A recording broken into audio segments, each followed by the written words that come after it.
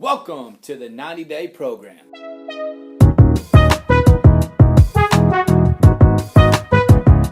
I'm Jared White. And I'm Zach Lennon. And this is episode 1. So what's happening in week 1, Zach? So week 1, we're going to cover some ground rules first. We need a before and after picture. With the before and after pictures, we don't need an after picture yet, obviously, because we haven't made it to the end. But we do need a before picture. You don't have to take your shirt off. You know, you can just. Wherever you're comfortable. It can be an old picture of you. We just kind of want to get a gauge as to where you're at now, or be sure it's somewhat recent. We need you to track calories for 7 days, really with roughly no changes. I don't really want you to focus on focusing on too many things. So we got those two, and then we also have a questionnaire that we need you to fill out. That just gives us some information, know who you are, know what your needs are. If you have any past diets, you'll see all the questions on there. There's long lists. It shouldn't take you too long, but that's kind of what we need in order for you to start. Yeah. So and then after that, we got we're going to put a link in the bottom for MyFitnessPal. So if you want to track your food that way, you can set that up. It's we'll give you a step-by-step process for that. Or if you don't deal with apps and don't want to mess with that junk, then get the pencil and paper out and just make a log, whatever you can do to get 7 days, including the weekend, because we need to see what you're doing on the weekends. You know what I mean? So that way we can give you the best advice and kind of see what we're dealing with as far as helping you out. It's going to make the biggest changes, right?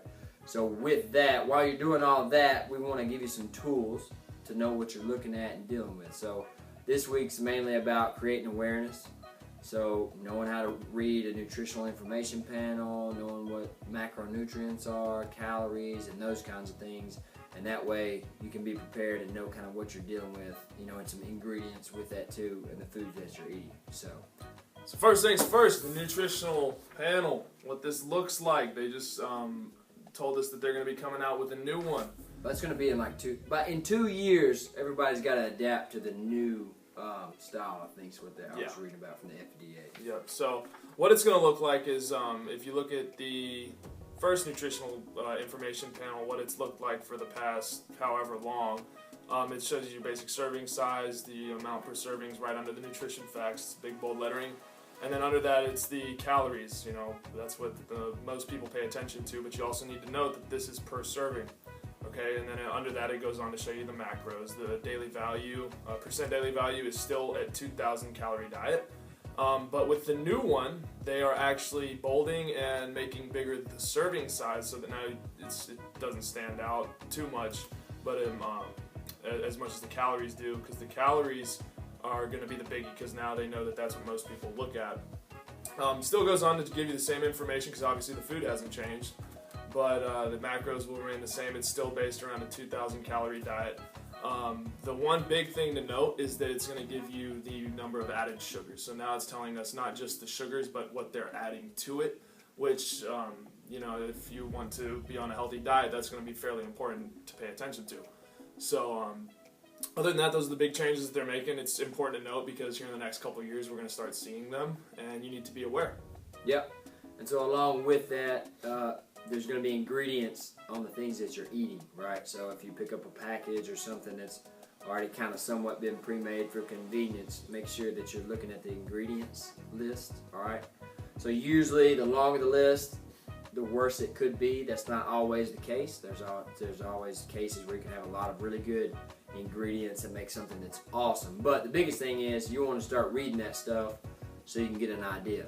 There's also going to be some crazy words in there that you may not have ever heard. So instead of saying nope, I'm not doing that, pull out the mobile device. Luckily, we're in an age of technology now, Google. Right? So we can pull up some Google or something, any type of thing to search what it is. Because sometimes they might put the scientific name of a vitamin in there. And if it's a naturally occurring thing, they're just, for whatever reason they put that in there, you'd still, you might need that, right? But you'll also find some stuff that might not be so healthy and can have some, bad effects in general, right? Aspartame, potassium. Yeah, not multi-potential carcinogenic. I want to avoid that one.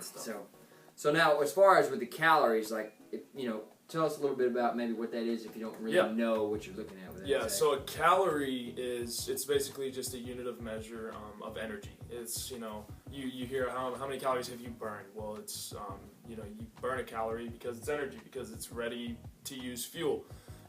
There's quality calories, there's non-quality calories. You hear about foods that are calorically dense. Those are foods that for the weight of the food, they have more calories than others. So obviously, he'll get into the macros here in a second, but fats are going to have per gram more calories than, say, carbs and proteins.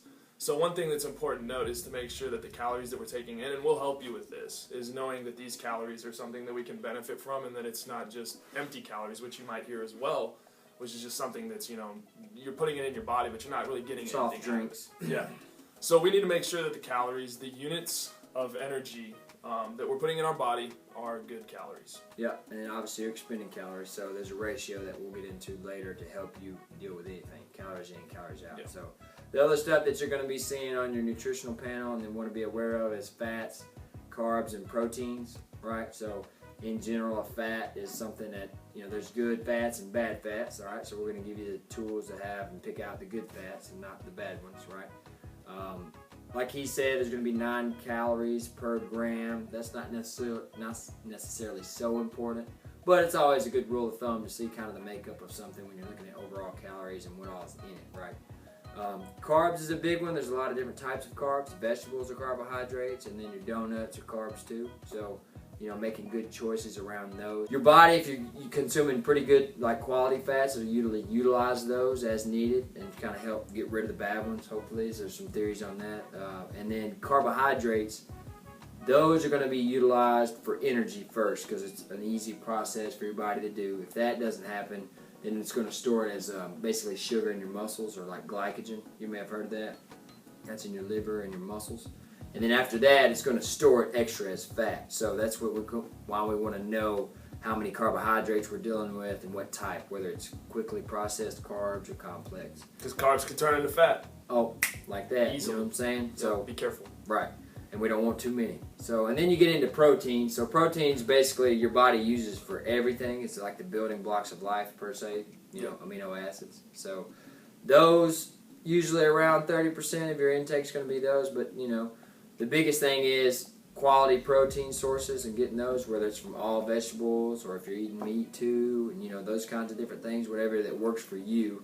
But proteins are going to be really important. They're a lot harder to break down by the body, so it's going to make the metabolism be a little bit higher. So those are always good to have in, especially if you're training and doing things to help repair the body. So I think that basically covers what you might need for this first week, because like I said, you're going to be taking your before and after pictures, whatever you're comfortable with on those, do the questionnaire, and then now you've got these tools to when you're buying foods or looking at things, you know what you're looking at and not just staring at something that you have no idea what it is.